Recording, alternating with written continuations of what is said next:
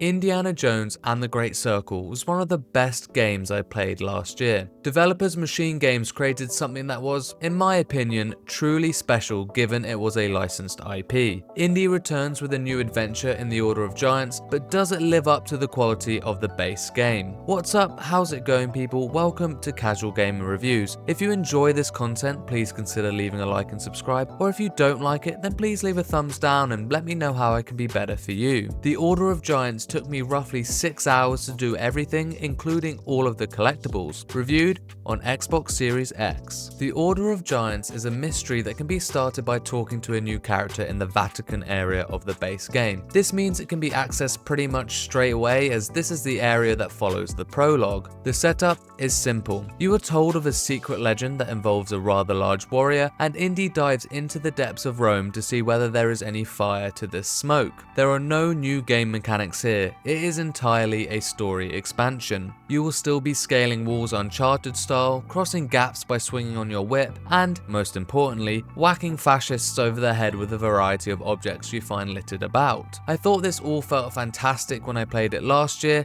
and I can assure you it still does. As I settled in last weekend to play this DLC, I can't even begin to describe how big the smile was on my face to be back in this world. It's just incredibly fun. The environmental navigation is top class still. I enjoy surveying my surroundings to discover the correct way to make a path across. It's not just yellow paint, but a more measured and thoughtful approach that sometimes requires you to stand back and analyze before darting ahead. I know some people think it's off-putting having this transition between first and third person, but I personally think it works well. Another thing that I loved in the base game that I wish there was more of was puzzles. Machinegames must have heard me, as to my complete delight, the Order of Giants features 4 multi-stage major puzzles as well as a handful of smaller ones scattered about. Let me tell you, a couple of these were true head scratchers, but not in the frustrating sense. A little bit of reading or exploring the area gives you all the hints you need, and when all the pieces fall into place, it feels amazing. These were without a doubt in my mind the best thing about this DLC. There's nothing better than walking around these caverns with a torch in your hand, reading wall carvings or looking at statues. I don't know what it is, but there is a real sense of immersion when you are investigating these underground tunnels with a torch or lighter to illuminate your path. Even something as simple as lighting a brazier is satisfying, something I'm sure will resonate with those who enjoyed the game. Whilst there are no optional boxing ring matches or fieldworks to complete in the Order of Giants, there are some mysteries that come over, as well as 2 new adventure books. For someone who 100% the main game, these adventure books did not benefit me at all, but maybe it would benefit someone who was earlier in the game or just had a different playstyle to me. The mysteries though are always a fantastic side objective to have. These are intuitive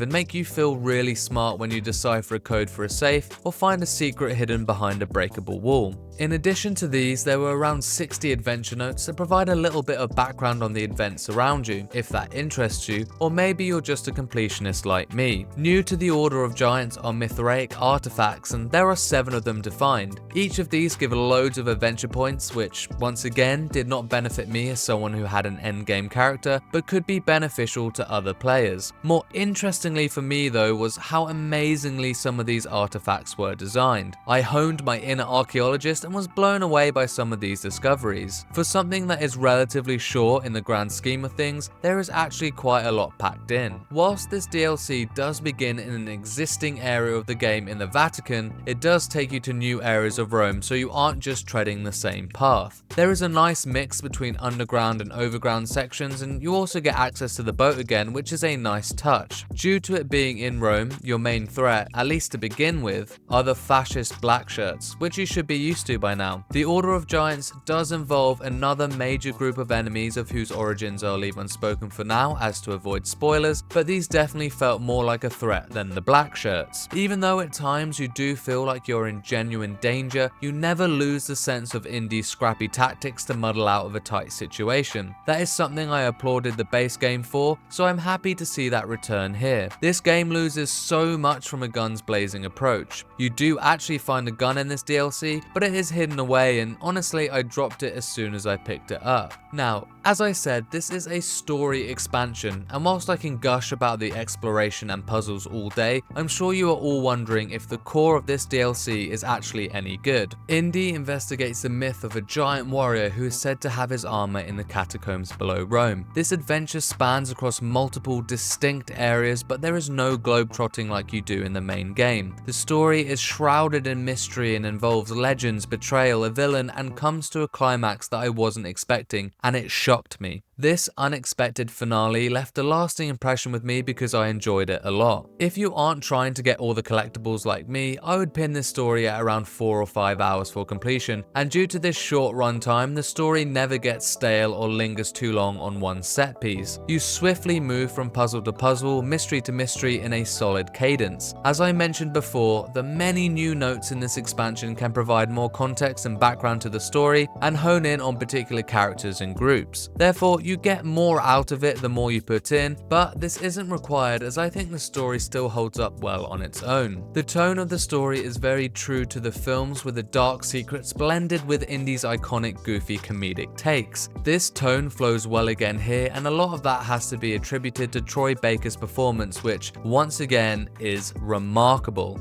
I cannot get over how much he sounds like Harrison Ford's Indiana Jones. It's truly mind-blowing. In summary, The Order of Giants takes what made The Great Circle so good and packages it into a tight 5 to 6 hour experience. It does nothing new, and that might be to its detriment, but it does focus on the best things The Great Circle has to offer. A solid story, amazing large-scale puzzles, a combat system which never gets old, and a climax that makes it all feel worth it. While I don't think this DLC is necessary to play, it is something I would recommend wholeheartedly to fans of this title, as it continues to give you more of the same. Indiana Jones: The Order of Giants gets a casual gamer score of 9 out of 10.